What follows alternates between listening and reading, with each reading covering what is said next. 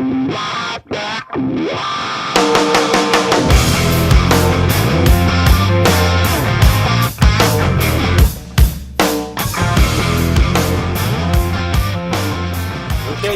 welcome to the podcast. I'm here with Josh Taylor. Stage name's Joshua Lee, musician, friend of mine. We met a couple years ago, I think, working on a couple music video projects. Yeah, it's been a couple years. Yeah. And all the time that we spent together, I think we were always either talking about setting up a show for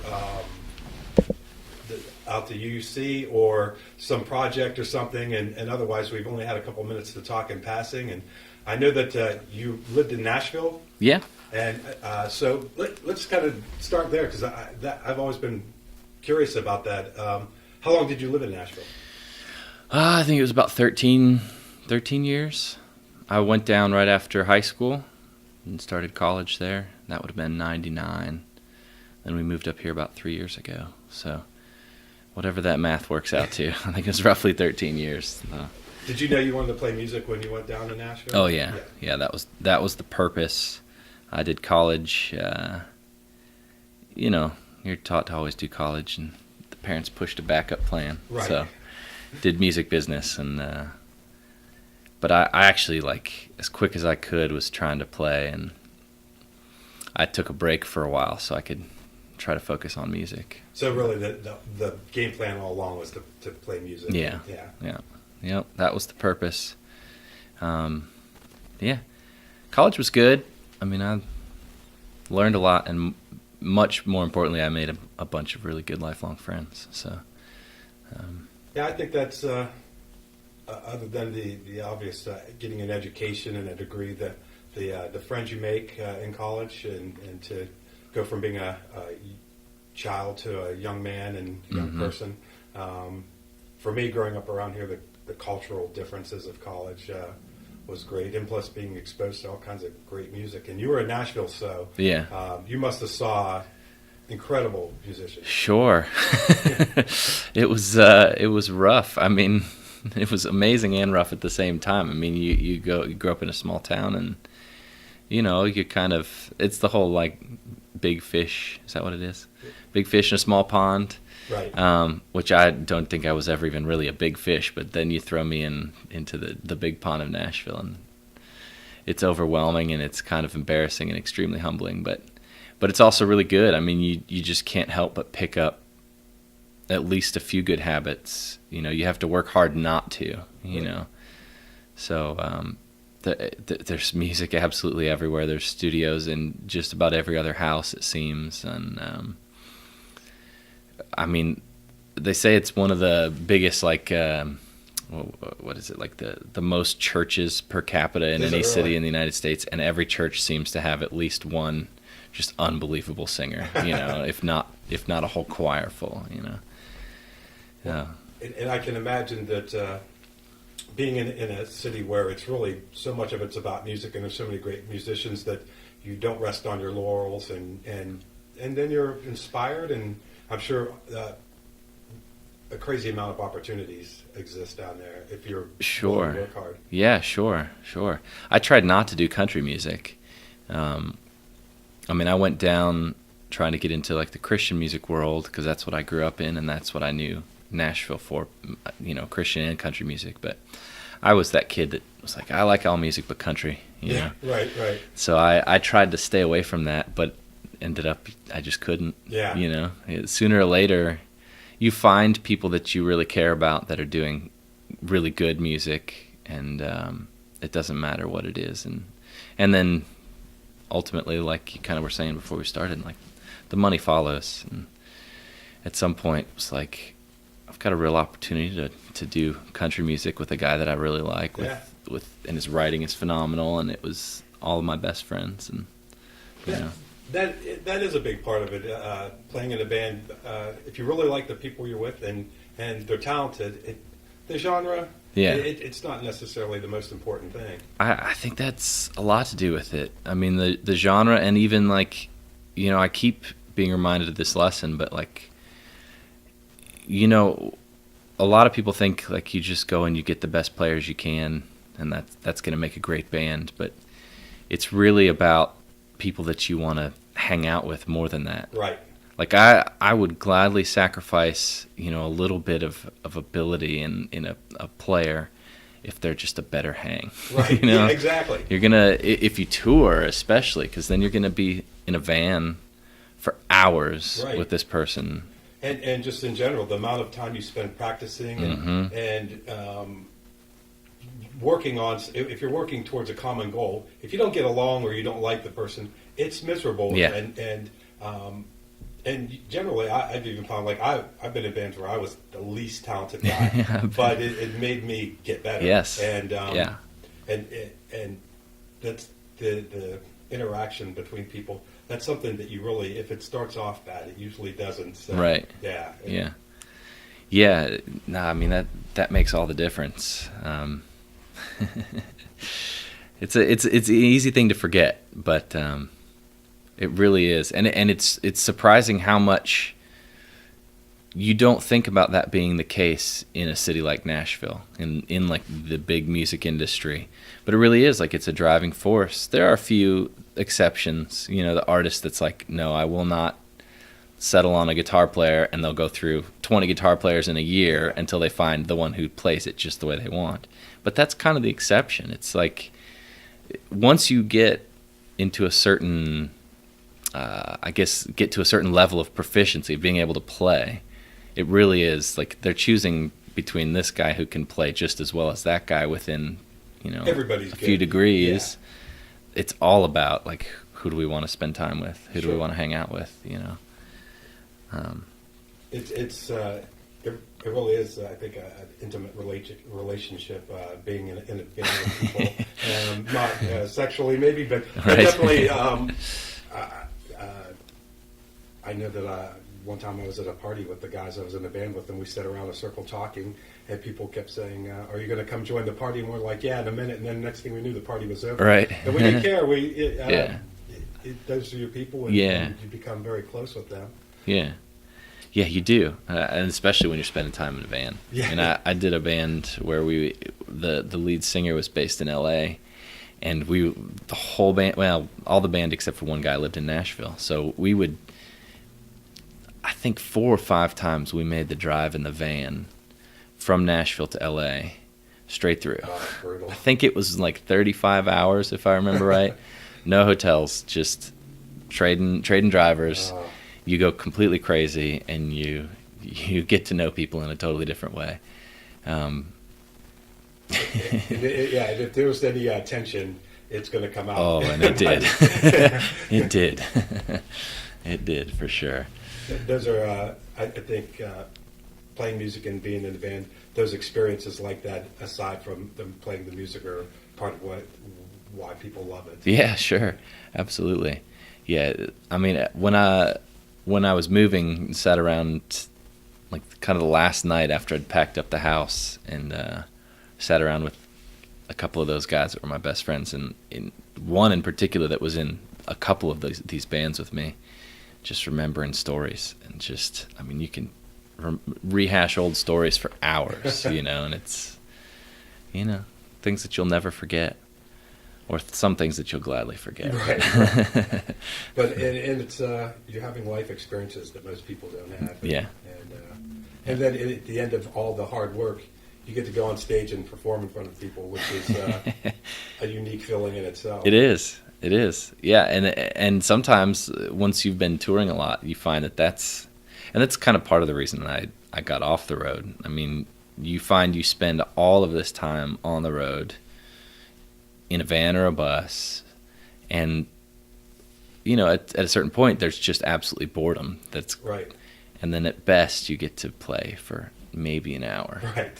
And sometimes you've driven 8 hours. Right. To go sit around for 3 or 4 more hours and then play an hour and then drive 8 hours back, or, right. You know, it's just that part of the road is brutal, you know.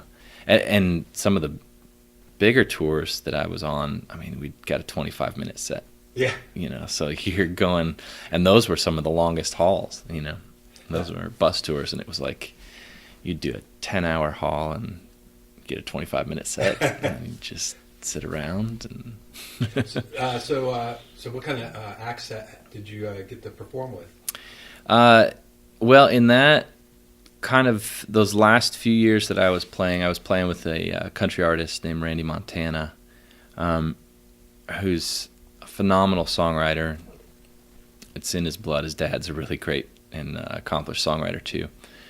And he's somebody I went to college with and just knew kind of as an acquaintance through another friend who I was very good friends with. And he really loved a band that me and my friend played in, and would come and see us and was like, I'd like to have you guys play in the band. So it kind of happened right as he got his first deal. Perfect. And so we kind of it just fell into place. It was me and two of my very best friends, and then some other guys that I became really close to in time. But through that, it's like we did that van touring all over, playing these ridiculous little country clubs, like in strip malls and things. And Right. but that led through through his deal. There were all kind of opportunities. We got to do a tour with Little Big Town and Sugarland. That was a lot of fun. That was our first like kind of big bus tour. Played amphitheaters and arenas and things. Got to do a theater tour with Little Big Town, just the two of us, just the two acts after that. And then later we did a very short, like 15-minute acoustic set on a leg of Taylor Swift tour, which was Wow. shocking. Shocking to see that thing in action. I mean, that was arenas, football Yeah. stadiums and things. That's And incredible. it was something. It was something.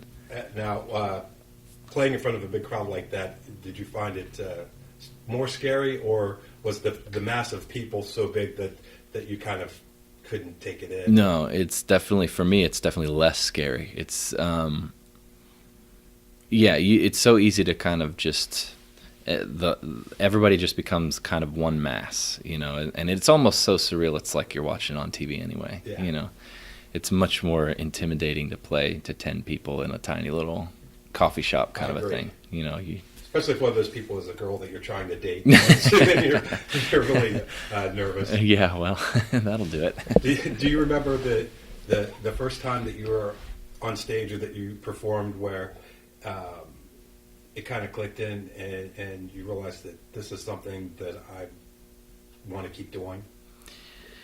Man, the first thing that comes to mind is not me on stage, but a show I watched when I was like probably, I can't remember exactly, maybe a freshman in high school, or was a freshman or sophomore, and it was this Christian rock band called Audio Adrenaline that was just one of my heroes, and my dad took me and some friends like an hour drive to go see him at this church that actually I'd grown up going to before we'd moved, and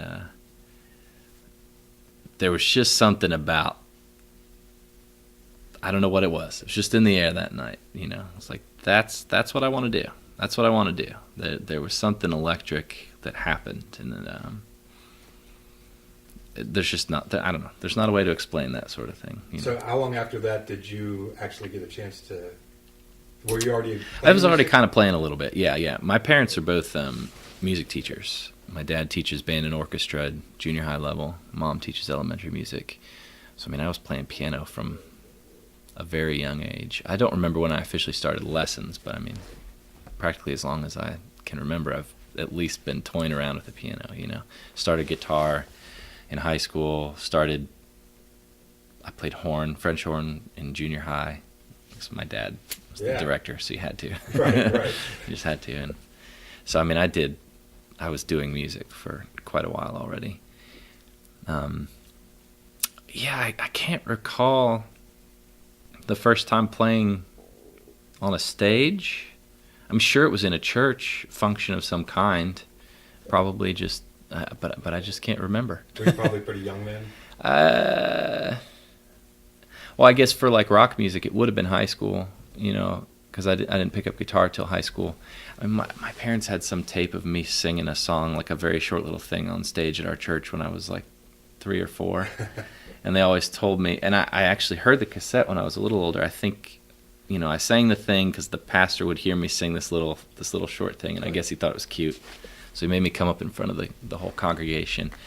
And in my memory, it was like thousands of people. I'm sure it was only a couple hundred at most. It was a big church, but everybody laughed when it was done. I think probably because they thought it was cute. Yeah. Like you do. Like I laugh at my kids now, and I just thought they were making fun of me. So I was like, I do not want to play in front of people. But somehow I got over it, I guess. So when you were in high school, you had a rock band? Yeah, it was like me and a couple of friends. That's how we all learned to play, Yeah. It's like, well, play this guitar, and I want to see if I can learn how to play it. So how about you play bass and you play drums, and so just start doing it. There's something nice about the simplicity of those days, because you don't really even realize what you're kind of doing or what you're getting into. And when you realize that you're actually making music with other people, that is kind of everybody just get excited. Oh, we're doing this. Right. Yeah. I do remember the first practice. It was at my house in the living room, and I remember one of my best friends who was going to play bass. His parents brought him over.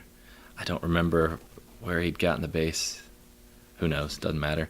I had an acoustic guitar. I don't think we had drums. I think we had a girl that I was my girlfriend, quote unquote. And I think she came over and played piano. I think she lasted one practice, and then it was me and the bass player, and then we found some other people. Nice. But I do remember that. But some of those memories don't stick too well. Right. So, how did you? Your wife's from here? Yeah. And this is actually her father. We're in your recording studio here at the church, and your father-in-law's the pastor. He is, right? Yes. Yeah, and we were actually married in this church before he was the pastor, which is kind of strange. It's a strange thing. Where are you from? I grew up in Northwest Indiana. Okay. I was born in Valparaiso, so it's like just kind of out of Chicago. It's kind of part of Chicagoland by extension. Oh, okay. And then you met Sarah? Well, that's a story, I guess. Sure. So my dad's from here too. Oh, okay. My dad was born and raised in Warwood. Oh, okay. So he, let's see if I can get this story right. He has a twin brother who went to West Liberty. My dad, when college started, moved away towards Chicago for college, and he never moved back. But my dad's twin brother wound up becoming really close with Sarah's dad at West Lib. I see. And he ended up being part of starting this little private Christian school up in that part of Northwest Indiana, where I grew up. This was before I was born. So my uncle kind of helped start the school and hired my parents and Sarah's parents to come teach and be a part of that. And in that, my uncle wasn't yet married, so my as I understand it, my parents and her parents spent a lot of time together because they were both married couples. Right. Kids started happening. Her parents moved back, and they continued a friendship, and we did family vacations together.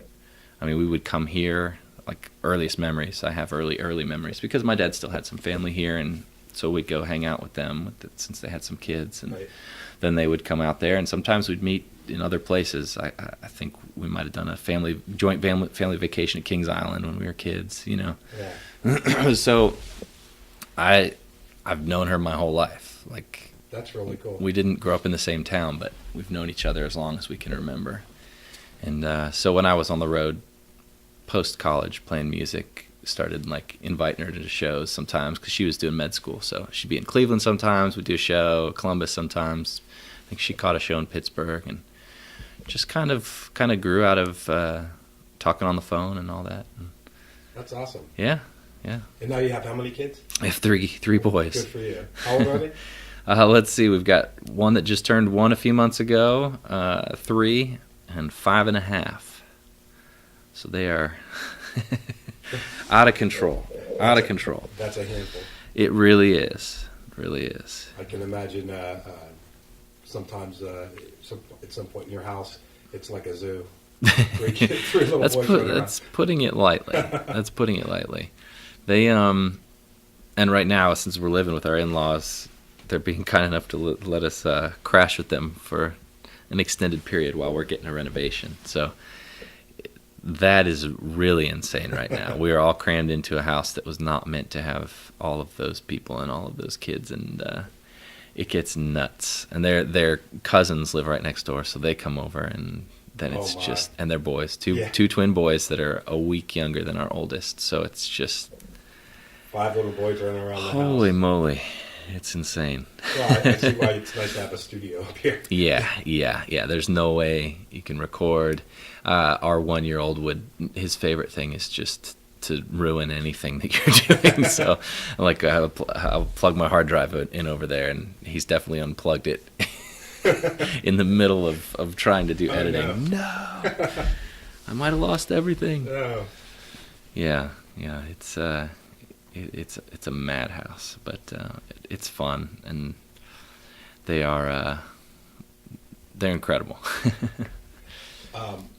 So, because it just seems like I remember that at one point Josh was just in town, and it was great because as soon as you got in town, you became very active. And did you know Michael? Because I met you through Michael, right. Life Rate, and did you kind of already know some musicians here? I did not, and actually for the first year, to be honest, I tried not to play music at all, and I kind of didn't. I was really burnt out, kind of just the whole road, being on the road, and kind of the way things developed at the end of that. I was ready to be done, and that was part of what kind of freed us up to move. She got the job offer and everything, or started looking.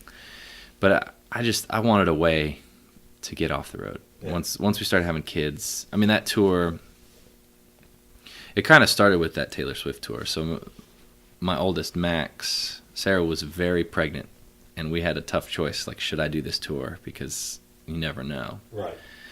And sure enough, we had 2 shows left on the tour. I think we were in Rhode Island or something, and we were heading to play Gillette Stadium, 2 nights at Gillette, the Patriots football stadium. Wow.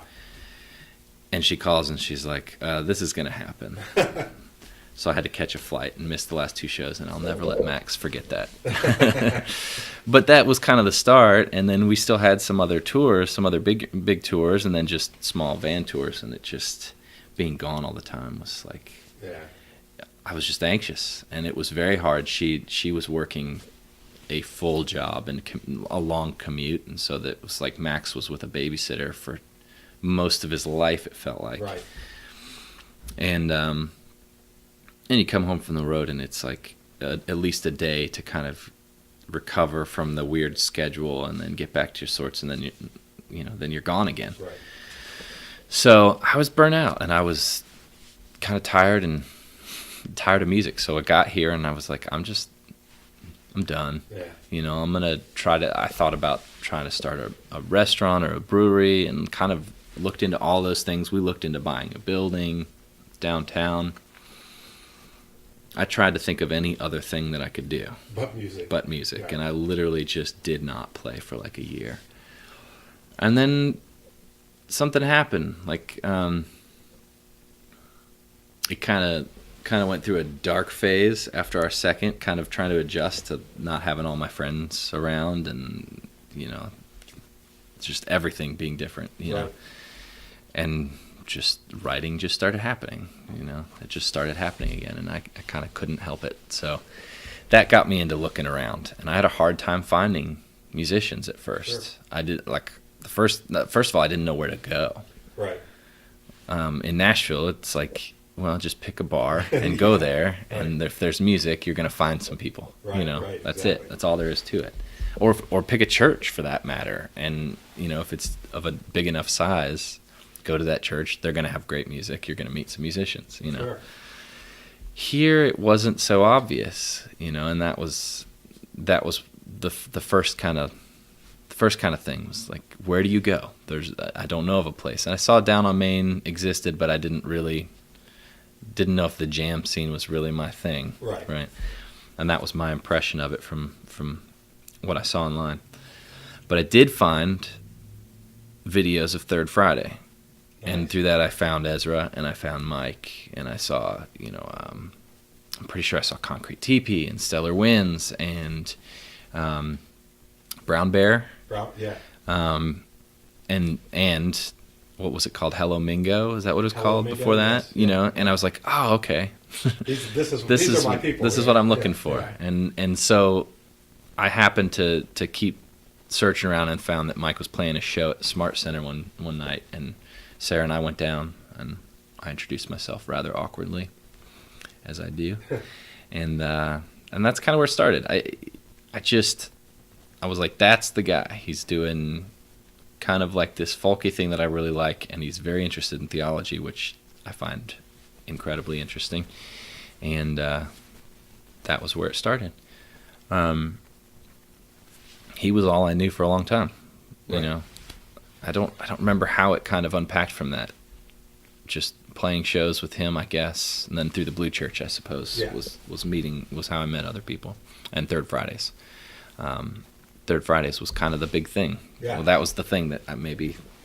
So, a lot of the people that I know, either I met them at Third Fridays, or if I met them somewhere else, I got to know them a lot better Right. at Third Fridays, and it's still one of my favorite things. Yeah. Because that's sometimes the only time I see Exactly. a lot of people that I really enjoy Exactly. running into, and it's and that brings me to a couple points. Bridge and Tunnel Collective. Uh-huh. You're one of the founders of that, along with Mike Mhm.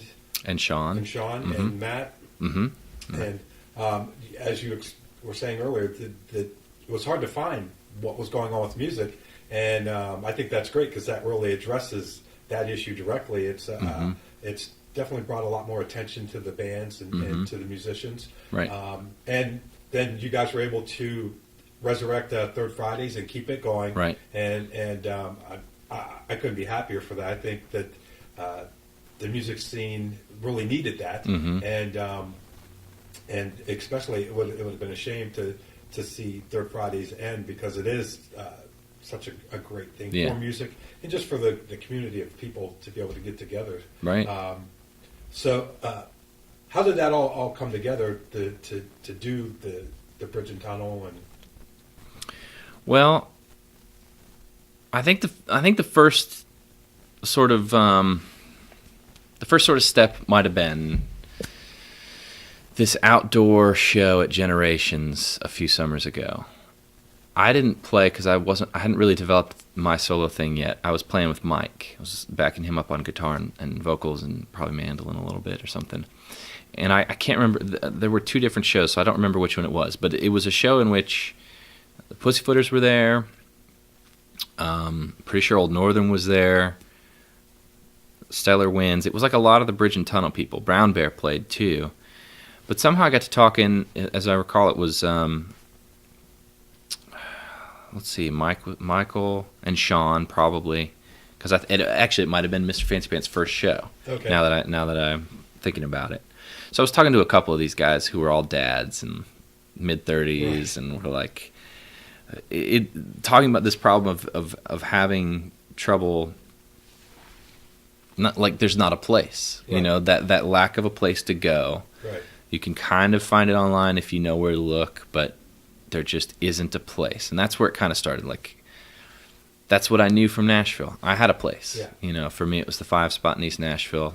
That's where I would go, and I would meet all kinds of artists. You don't just meet musicians, but the graphic artists are there, the photographers are there, all types. The videographers are hanging out there. Right. It's like, that's where you meet your people, producers, engineers, whatever you need. They're all there. They're there, Yeah. And so I think that's kind of where it started, was in some kind of conversation there of like, we need a place, we need a thing, and it just it took time, months and months of just letting it sit and thinking about it and trying to find places to play shows. And I think a lot of it after that was discussions that I had with Michael, and it was just kind of born out of that problem of, we don't have a place, we don't know how to meet people, we don't have a place to play all the time. Right.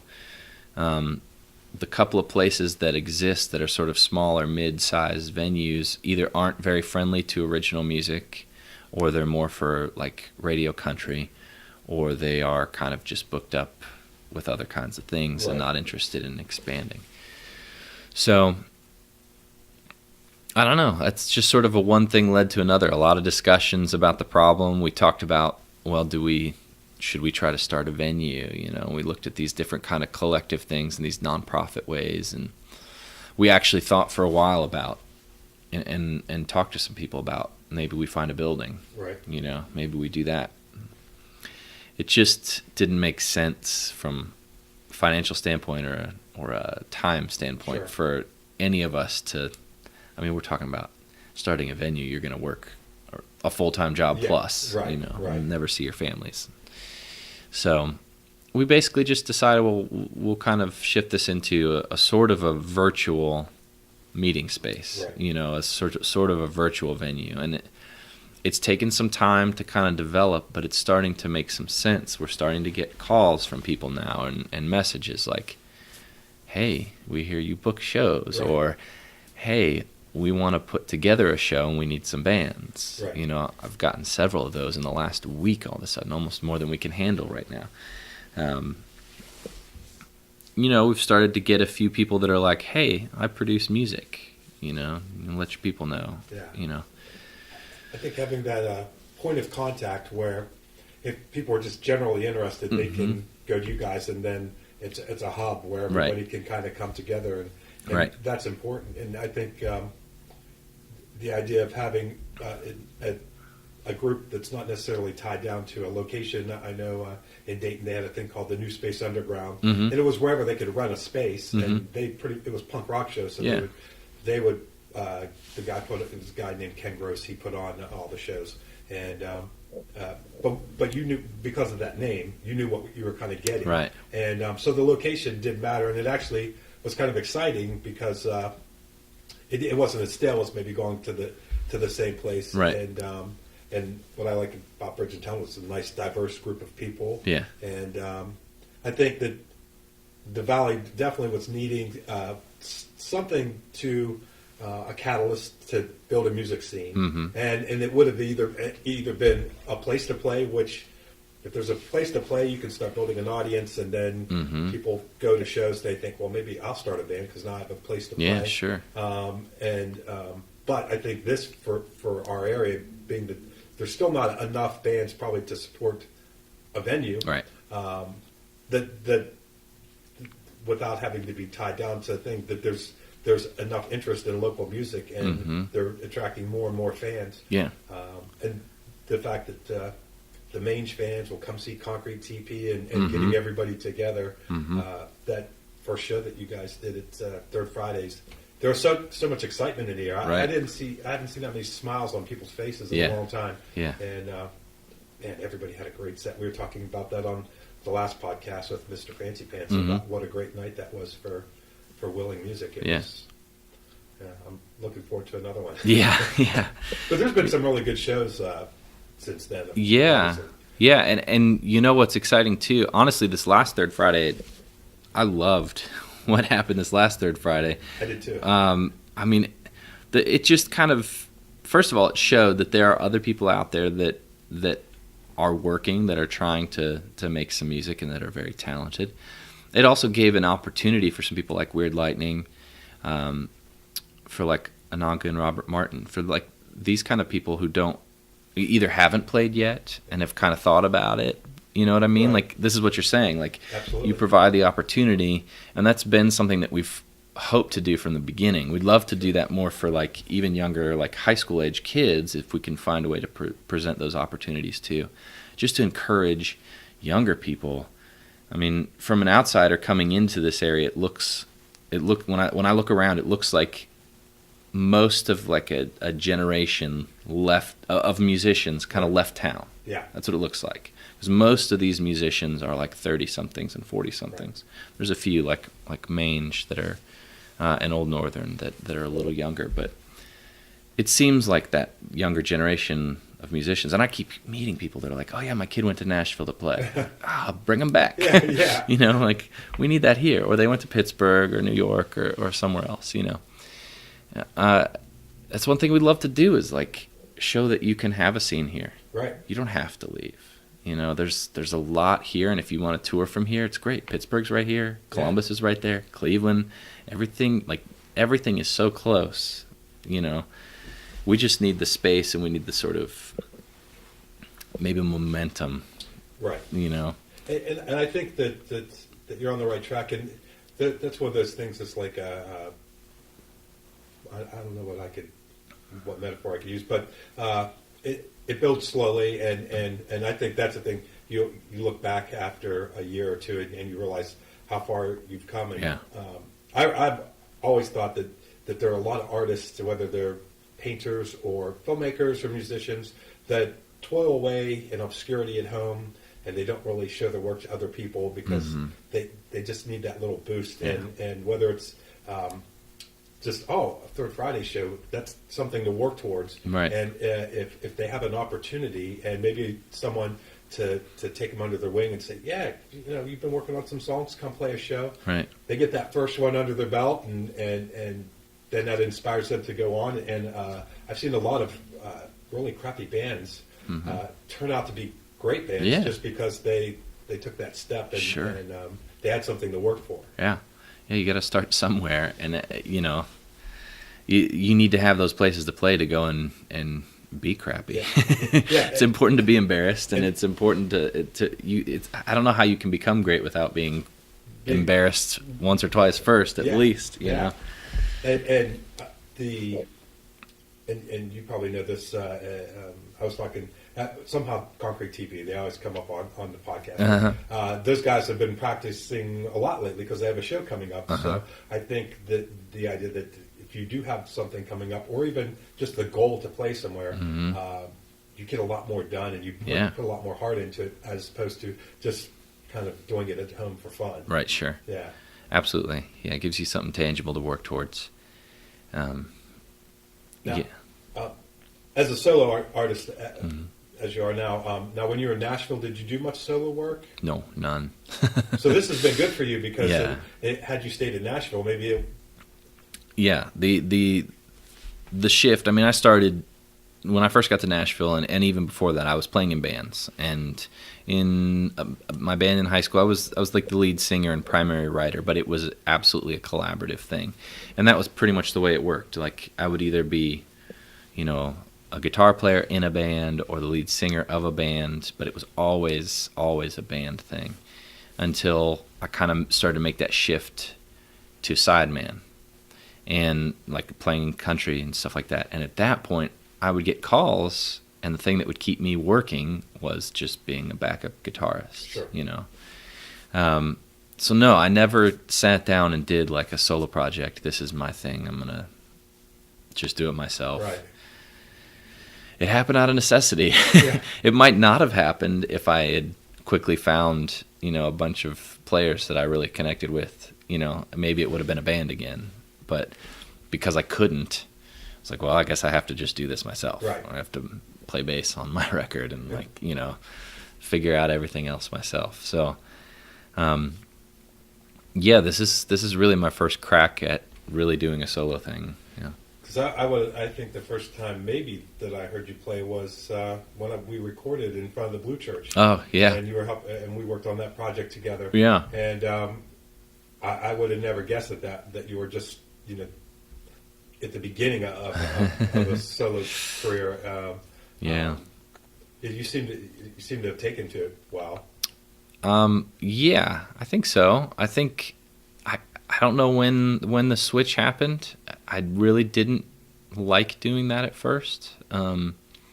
Just always felt more comfortable as a collaborator, and because that's the way I did it in the past. To be honest with you, I didn't pay attention enough. I didn't really pay attention to.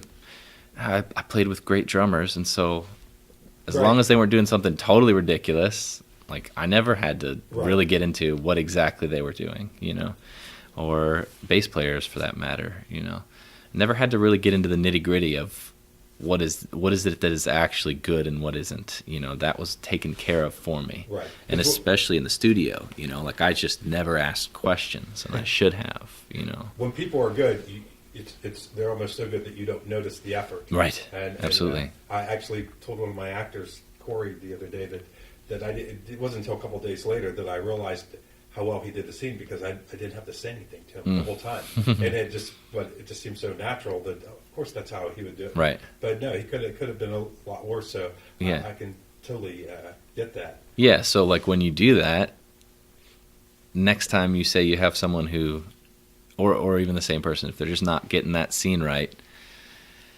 imagine if you had gotten lazy and that now you don't know how to articulate, yeah, this is what the problem is, or this is the thing that you need to do better, right? Right. Yeah, so that was the initial thing with doing things on my own. Not knowing how to do all those other things. I can play the guitar. I can sing okay. I can write a song.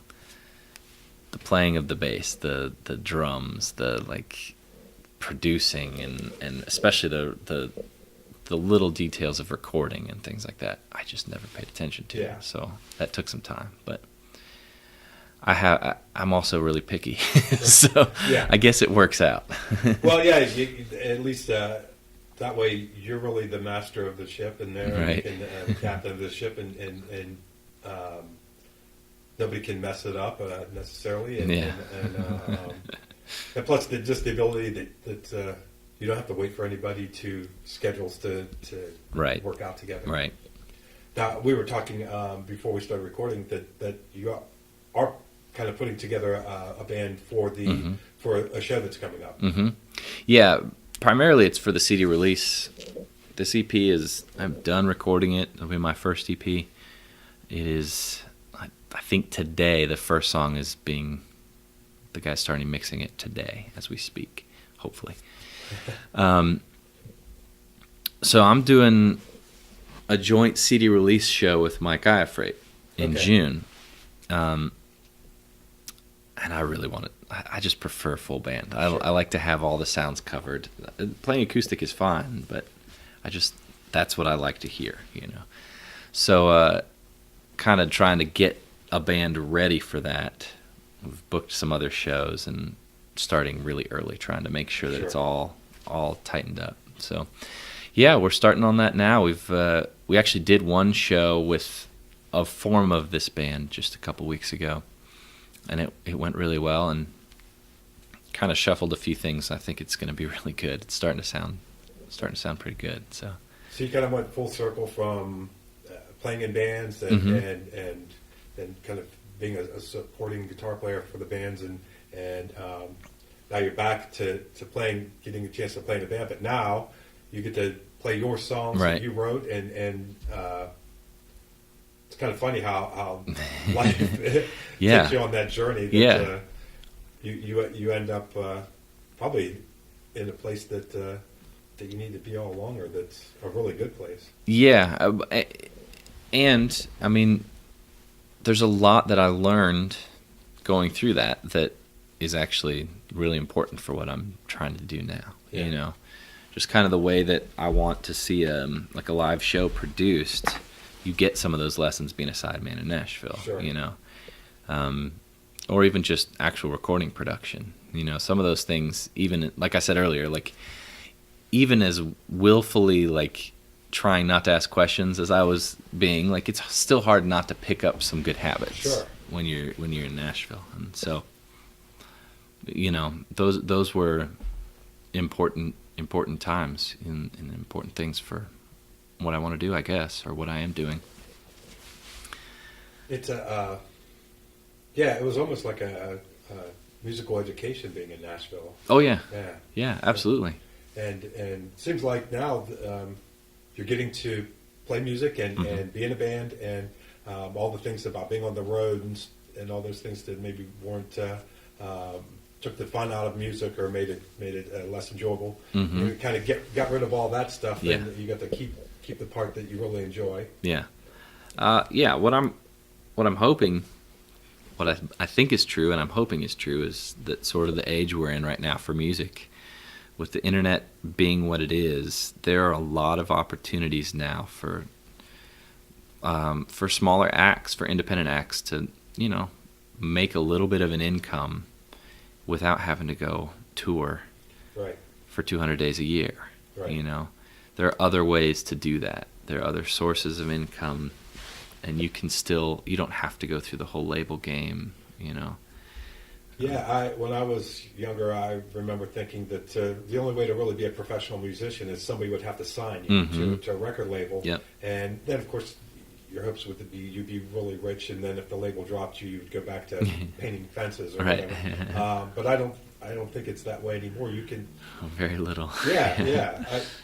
It had the whole DIY music thing was only just starting to happen. Right.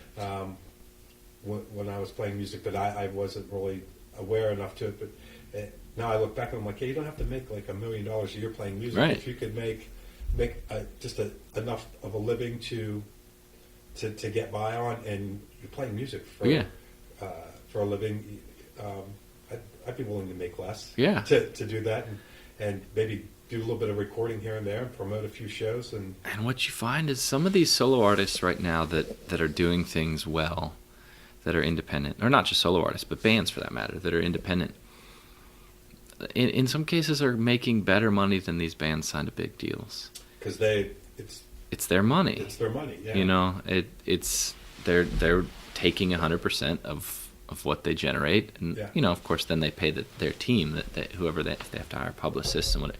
You're essentially building your own little independent label around yourself over time. You know, in time you'd hire a booking agent, you'd hire a publicist maybe, or you'd hire distribution, so that you pay those things out, but the amount that labels would take, and then they'd own your masters. Yeah. So you hear nightmares that are kind of the rule for these bands that had deals, that even good relationships with labels, but the deal's over now, and they can't even get the income from their records now that they're on Spotify. Right.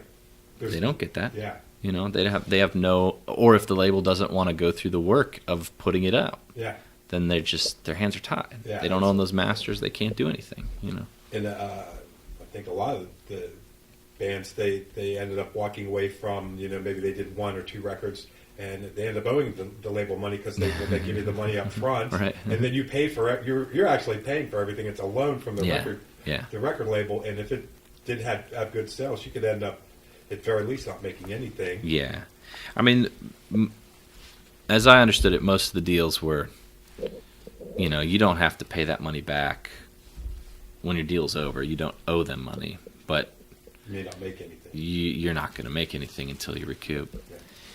I think there must be a cloud or something going on. We get a little interference. Maybe it's our ghost. Yeah, exactly. There we go. Almost. All right. Well, I don't usually edit, but that part we'll have to edit out. Okay. What's going on there? Wow. Huh. There we go.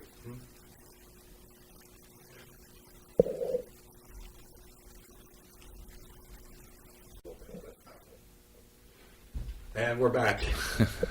It is an experimental podcast, and I am, after all, an amateur. We had a little problem with some interference from the electricity, so we switched to battery power. And before the snafu there, we were talking about the music industry, right, and how much it's changed, and it is the opportunity for people to do the DIY on their own, and I think that it gives more of the power to the artist. Yeah, absolutely.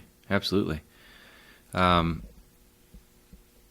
mean, that's kind of what I'm hoping, and it's what I'm hearing, from other people. It looks like, the big thing about the internet,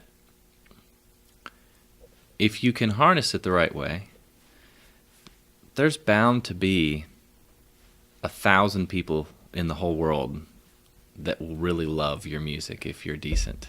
You know what I mean? That's interesting that you said that number, because I was thinking of Bill Burr. I was listening to him, and he said you just need 1,000 really good fans that'll buy a T-shirt and buy a CD when it comes out, and really come to the shows when you do play, and and if you don't tour, even just that would support what you're doing. 1,000 people, and that was the same number that he used. I think you're absolutely right. That's the one. I don't remember where that originated, but that's the one that gets passed around. I get that from what's his name? Probably stole that. Well, I think I first heard it from. Now I'm totally blanking on his name. That guy that wrote the 4-Hour Work Week. He does a podcast too. Yeah. Tim Ferriss. Tim Ferriss, yes. I think I heard it from him first, but I don't think he originated it. I think it was somebody else who wrote a book, but who knows? Whatever. That was kind of their thesis, and I think it's true. I think it makes sense. If you have 1,000 people that really will support you and will buy the CDs or the T-shirts and will buy the tickets to the shows, you can make a middle class living. Yeah. And that's all I want. Yeah, I think that's kind of the new dream. I think of a lot of musicians is instead of being a rock star and having a multi-million-dollar home, just being able to do what you love and make a nice living. And I think as I get older, I tend to think that when I was younger, I wanted to be rich and famous. And sure. I think, thank God that didn't happen. I would have been miserable. Once you get enough money to where you're comfortable, I think then you just start to get spoiled. Right. And too many other things are put in front of you that distract you from family and the craft that you're doing. Yeah, sure. And you look at like the Motley Crue guys. I remember they said once that Tommy Lee bought a house next to a mansion, $1 million house, and tore it down so that he had a place to park off his Ferraris, and that's not a normal way to live. No. And your brain can't be thinking normal if you're acting like that. Yeah. So, yeah. Yeah. I mean, that's money's funny like that. I mean, this is all stuff that everybody kind of knows. I mean, you kind of can't ever make enough to be satisfied. Right. Once you start chasing that thing, it's like there's just, it's like, okay, we'll buy a bigger house. Well, then I guess I need to buy more stuff to fill the house. And oh no, now I've got too much stuff for this house. I need a bigger house again. And where does it end? It doesn't. It's just you're never ever happy and never fulfilled that way. I'm a firm believer that as long as you live within your means, you can usually figure that out. Then you don't really have any money stress. It's sure. Living above your means, which is kind of the American way for a lot of people, that gets them into trouble because they are just as broke making $60,000 a year as they were when they made $40,000 a year. Yeah. So I kind of embraced that. I live pretty frugally, and but not chasing the financial rewards right. of different things. And yeah. That's there's nothing wrong. In my view, there's nothing wrong with money. I mean, right now, in our economy, you have to have money to exist. Yeah, I agree. know. Yeah, but I think, there's just, I don't know. In some ways, in our culture, we're fighting a losing battle. Advertising, you're overwhelmed with advertising everywhere you look. Right. And what's advertising but telling you you're not as good as you could be. Right. You would be happier if, or you're not worth as much as you would be if you had this thing, this car, or this phone, or this house. There's all these delicious products now, from iPhones to just these amazing. Oh, I thought we were talking food. I was going to get excited. Yeah. Or yes. even the opportunity to get great vacations, and we're exposed to all that through the internet and through advertising, and it's. There are a lot of things that are put in front of you that it's easy to want them. But, but it's for people that don't get caught up in that rat race, I guess, life is a little bit easier, and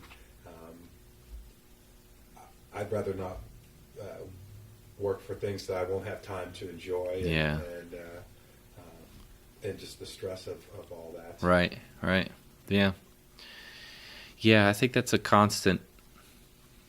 It's a lesson you have to keep learning. Right. Because it's I mean, I love guitar pedals. Yeah. I love guitars, like. I'm the same way with motorcycles. Oh yeah. Oh yeah. I've seen some pictures. Yeah. Yeah. Every now and then, but at the same time, I exercise enough self-control and just I think just not getting in over my head on any one thing, and it's funny.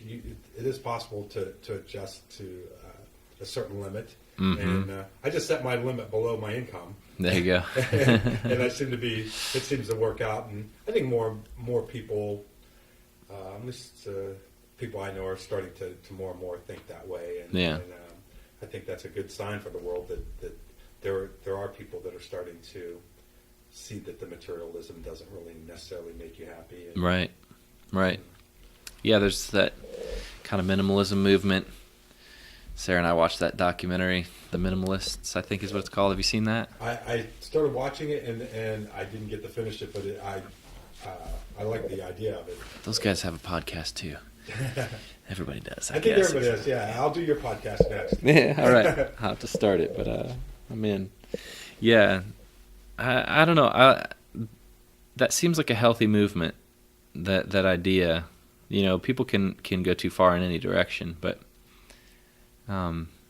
Most of that movement seems like a really potentially course correcting, for at least for our culture. I don't know what it's like everywhere else, but boy, oh boy, we love stuff here. And it's bad for everybody and everything. It is. How much we love stuff. It is. The thing I like about the minimalist movement or theory is that it really makes you look at everything in your life and think about what's important. Mm-hmm. And I think if you can do that with the knickknacks and the furniture and the clothes in your house, you can also do that with the way you spend your time. And you start to really pay attention to the things around you and how they affect your life, and is this really important? And, to be more mindful of that, it's got to make for a better life. Yeah. Well, thanks for being on. I think, is Sure. there anything else you wanted to? Oh boy, I mean, stuff coming up in the future, or Sure. I mean, the big thing for me right now is the EP. That'll be. I don't have an official release date, but we're looking at probably right at the beginning of June. I'll be maybe, but I don't know when this will come out, so maybe it'll be announced then. But that's kind of. The only thing I can see right now is trying to get that thing out, So that's my big thing. Early June, putting out this first EP, and playing some shows with the band. So that'll be exciting. When I recorded Mr. Fancy Pants, the podcast with them, their new album just came out. Mm-hmm. So we ended the podcast with them announcing a song, and then we played. Do you have anything that we can tack on to the end of this? Sure. That you want to announce, and you can maybe intro it as a way of kind of taking us out. Yeah, sure. I mean, I believe I'm going to release a sort of a single first online. So I mean, I could when that's done, I can get it to you, and you can put it on here. Okay, great. Yeah. And that will be a song called Drift, which will be the first single, for lack of a better word, from the EP. The EP is going to be called Promised Land, which is the title of another track on there. But the first single will be Drift. And yeah, I'll get that to you. Great, thanks. Sure. So thanks for being on the podcast. And, absolutely. Thank you for listening in, and we had a great conversation. And hopefully you'll tune into the next podcast. And with that, Drift by Joshua Lee.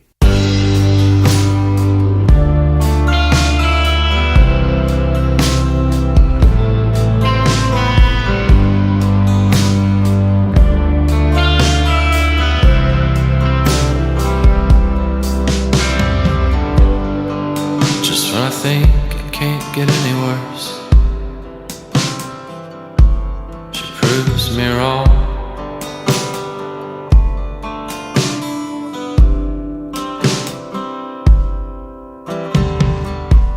Said we need a doctor, not a hearse.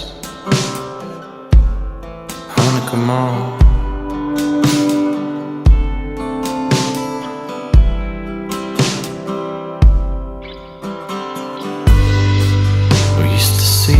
the beauty marks, but now they're gone.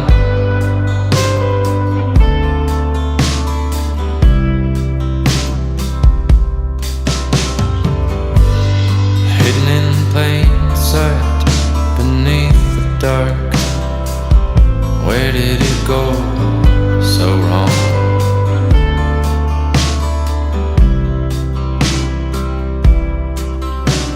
Is it too late? Did we drift so far that we can't see anything but what's keeping us apart? Are we too afraid?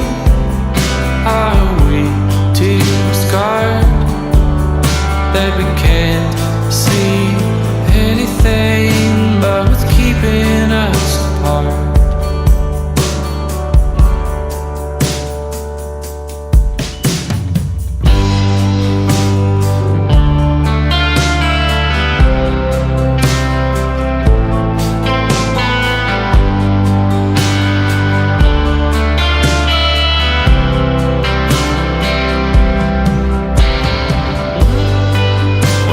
I would not let it die,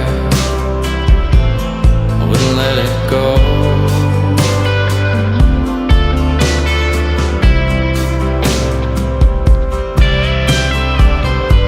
Just tell me how, and I swear I would try.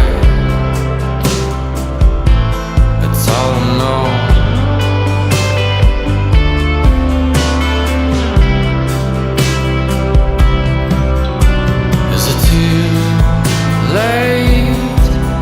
Did we drift so far that we can't see anything but what's keeping us apart? Are we too afraid? Are we too scarred that we can't